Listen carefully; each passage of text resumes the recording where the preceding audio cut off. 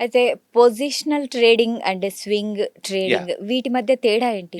Again trading అంటే మనం 1 year లోపు ఏ ట్రాన్సాక్షన్ అయినా క్లోజ్ అయిందనుకోండి హ్మ్. ఈక్వాలైజే ట్రేడింగ్ కదా! హ్మ్. మళ్ళీ ట్రేడింగ్‌లో 4 స్టైల్స్ ఉంటాయి. ఓకే. ఒకటి స్కాల్పింగ్. హుహు. 0.3% టార్గెట్ తోటి ఏదన్నా ఒక ట్రేడ్‌ని ఓపెన్ చేసేసి మళ్ళీ క్లోజ్ హ్మ్. చేసామనుకోండి, దాన్ని హ్మ్. మనం స్కాల్పర్స్ అంటారు వాళ్ళని. హుహుహు. అంటే వాళ్ళు ఎక్కువ సేపు ఉండరు మార్కెట్‌లో.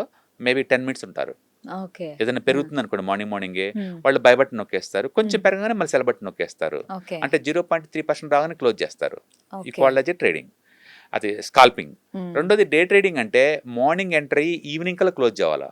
ఓకే. ఈవినింగ్ కల్లా దాన్ని క్లోజ్ చేస్తారు. ఈక్వాలైజే హ్మ్. అది డే ట్రేడింగ్. హుహు. అంటే డే ట్రేడింగ్ అన్నా, స్కాల్పింగ్ అన్నా 2 కూడా వితిన్ ద డేలోనే మీరు క్లోజ్ చేయాల్సి ఉంటుంది. హుహు. ఓకే.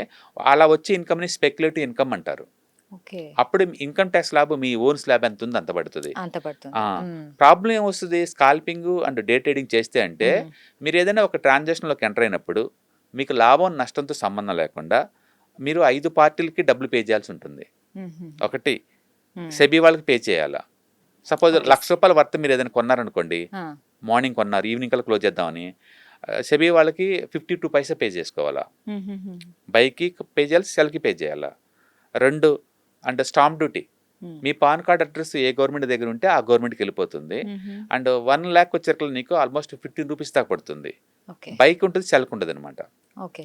3 హ్మ్. ఎక్స్చేంజ్ వాళ్ళకి పే చేయాలా. ఆహా! ఎక్స్చేంజ్ వాళ్ళకి రఫ్‌గా అరౌండ్ రూ. 30 దాకా ఉంటుంది. బైక్‌కి, హుహు. సెల్‌కి రెండిటికి రూ. 30 దాకా ఉంటుంది. హుహు. అండ్ ఫోర్త్ వన్ జీఎస్టీ కట్టాలా. బై చేసేటప్పుడు కట్టాలా, హ్మ్. సెల్ చేసేటప్పుడు కట్టాలా. హుహు. Okay. And fifth one STT అంటారు. ఎస్టీటీ ఎప్పుడు కూడా కొనేటప్పుడు పే చేయం, అమ్మేటప్పుడు పే చేస్తాం. హుహు. అట్లా మనం బ్రోకర్ కాకుండా హ్మ్. బ్రోకర్‌కి బై ఎప్పుడు కట్టాలి, సెల్ ఎప్పుడు కట్టాలి. Broker, SEBI, state government, central government, GST మొత్తం 5 పార్టీలు మనీ కట్టాల్సి ఉంటది. ఒక ట్రేడ్‌లోకి ఎంటర్ అయితే. ఓకే. అది మొత్తం రూ. 1,00,000 వర్త్ గల స్టాక్స్‌కి మీరు కొంటే, హుహు. కొనేటప్పుడు ఒక రూ. 70 రఫ్‌గా, అమ్మేటప్పుడు రూ. 170 రఫ్‌గా కడతారు. అంటే హుహు. రెండిటి కలిపి రఫ్‌గా రూ. 250 కడతారు. ఒక రూ. 1,00,000 వర్త్ మీరు స్టాక్స్ కొని అమ్మితే వితిన్ ద డే కల్లా. డైలీ ఒక ట్రేడ్ చేశారనుకోండి, మంత్లీ 21 ట్రేడింగ్ డేస్ ఉంటాయి. మీకు రఫ్‌గా 5,000 ఖర్చవుద్ది. 5,000. రూ. 5,000 అంటే ఓకే. రూ. 1,00,000 పెట్టుబడి పెడితే మంత్లీ రూ. హ్మ్. 5,000 మీకు ఖర్చవుతాయి అచ్చం ఈ బిజినెస్ కోసం. ఓకే. సంవత్సరం మొత్తం మీద నీకు 60% ఖర్చయిపోతాయి. ఓకే. అందుకని డే ట్రేడింగ్ అనేది అందరికి కాదు. హ్మ్. కొంచెం సీరియస్‌గా దాని మీద ఎక్స్‌పీరియన్స్ ఉన్నోళ్ళకి మాత్రమే మాత్రమే అనమాట. చేయాలనమాట. వాళ్ళమే చేయాలి. ఓకే. రెండోది ఇన్కమ్ టాక్స్ మళ్ళీ వాళ్ళకి ఇండివిడ్యువల్ టాక్స్ స్లాబ్ అనమాట. ఆహా! బయట మీకు 30 ఉంటే 30% కూడా కట్టాలి. హుహు. అట్లా ట్యాక్స్‌లు ఎక్కువ, ఎక్స్‌పెండిచర్ ఎక్కువుంటుంది. ఎక్కువ. అందుకని స్కాల్పింగ్, డే ట్రేడింగ్ అనేది ఎక్స్‌పర్ట్స్ చేయాల్సిన విషయం. ఓకే. లేమన్ చేయకూడదవి. చేయకూడదు.